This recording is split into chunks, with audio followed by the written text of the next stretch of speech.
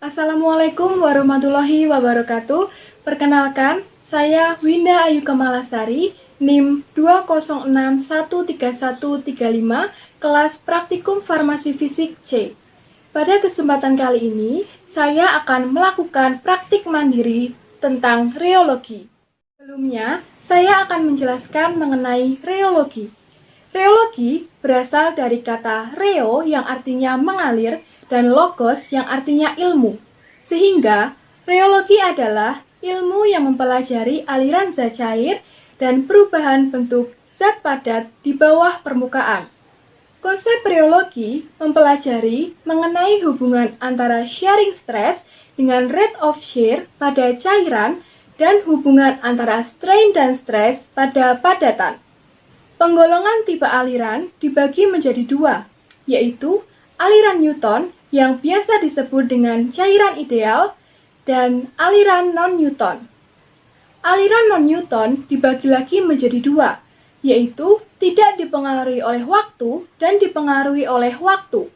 Aliran non-Newton yang tidak dipengaruhi oleh waktu dibagi lagi menjadi tiga, yaitu aliran plastis, aliran pseudoplastis, dan aliran dilatan.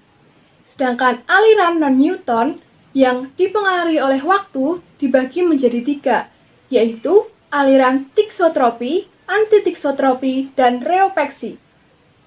Akan tetapi, pada praktikum kali ini, saya hanya akan menjelaskan mengenai aliran Newton dan aliran non-Newton yang tidak dipengaruhi oleh waktu, yaitu aliran plastis, pseudoplastis, dan aliran dilatan. Adapun alat dan bahan yang diperlukan yaitu air, mangkok, tepung beras, gel aloe vera, sabun, gelas, botol air minum kemasan, dan alat pengaduk.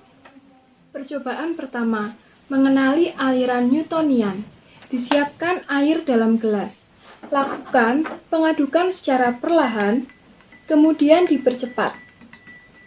Dan rasakan pengalaman yang dirasakan selama pengadukan. Apakah cairan mengental atau mengencer, ataukah tidak terjadi perubahan ketika kecepatan pengadukan dipercepat atau diperlambat?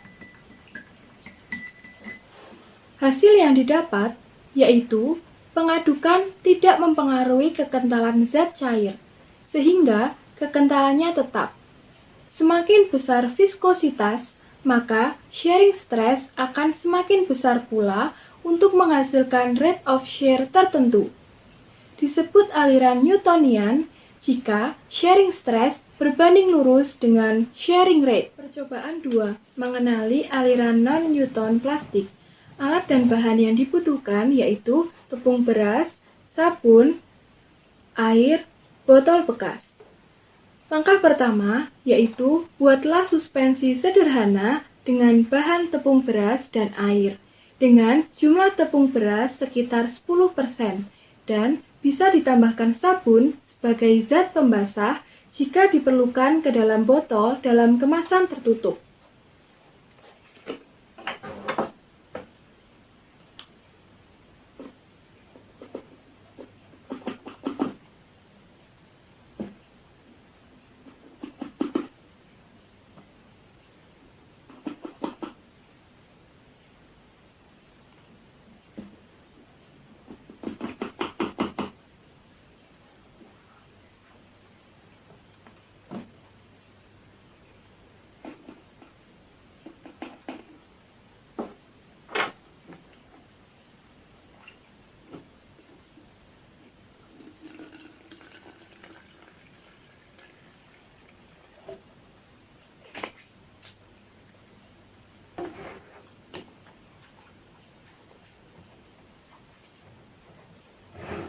Selanjutnya, biarkan tepung hingga mengendap.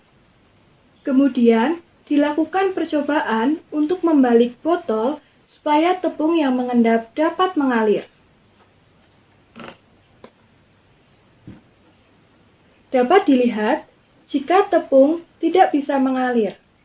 Kemudian, dilakukan penggojokan hingga endapan pecah.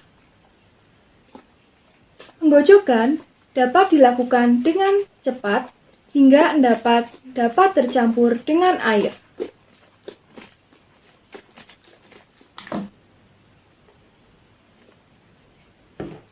Hasil yang didapat yaitu tepung beras dapat mengalir dan tidak ada endapan setelah dilakukan penggojokan.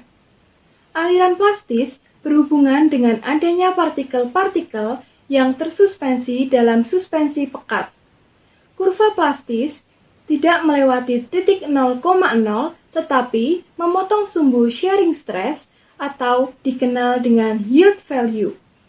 Yield value adalah indikasi kekuatan flokulasi atau juga dapat dinyatakan berapa kali botol digocok agar produk mengalir. Percobaan ketiga, aliran non-Newton pseudoplastis. Alat dan bahan yang dibutuhkan yaitu gel aloe vera dan alat pengaduk. Langkah pertama yaitu aduk gel aloe vera yang ada di dalam mangkuk, kemudian diamati dan dirasakan apa yang terjadi saat pengadukan dipercepat.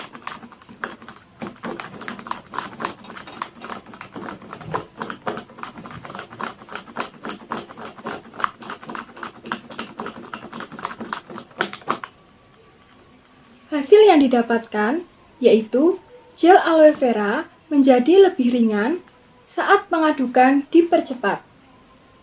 Hal ini disebabkan karena terlepasnya ikatan antar partikel. Akibat dari pengadukan dan ikatan akan terbentuk kembali setelah pengadukan dihentikan.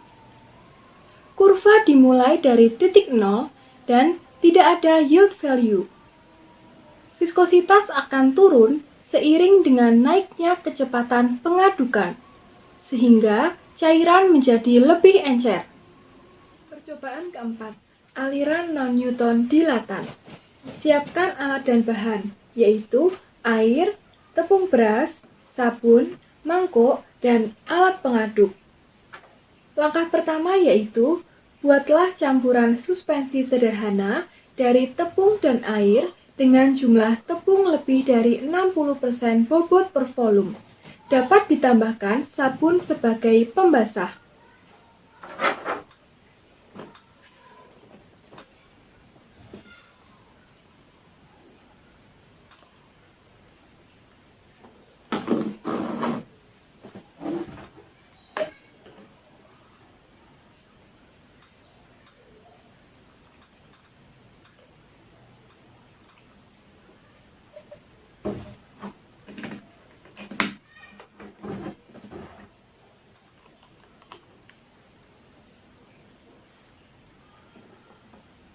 Kemudian, dilakukan pengadukan dengan sendok secara perlahan.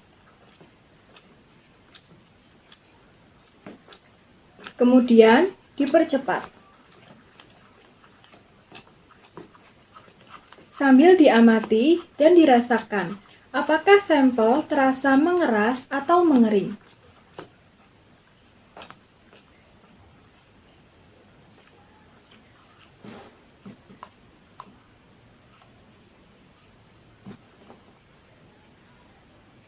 Hasil yang didapat yaitu sampel mengeras ketika pengadukan dipercepat. Hal ini terjadi karena pengaruh pengadukan menyebabkan terbentuknya struktur dari hasil penggabungan antar partikel. Viskositas akan meningkat dengan naiknya kecepatan pengadukan. Suspensi yang terbentuk mengandung lebih dari 50% padatan, sehingga sampel akan mengeras. Demikian praktik mandiri tentang rheologi yang dapat saya lakukan. Apabila ada kesalahan, mohon dimaafkan. Wassalamualaikum warahmatullahi wabarakatuh. Terima kasih.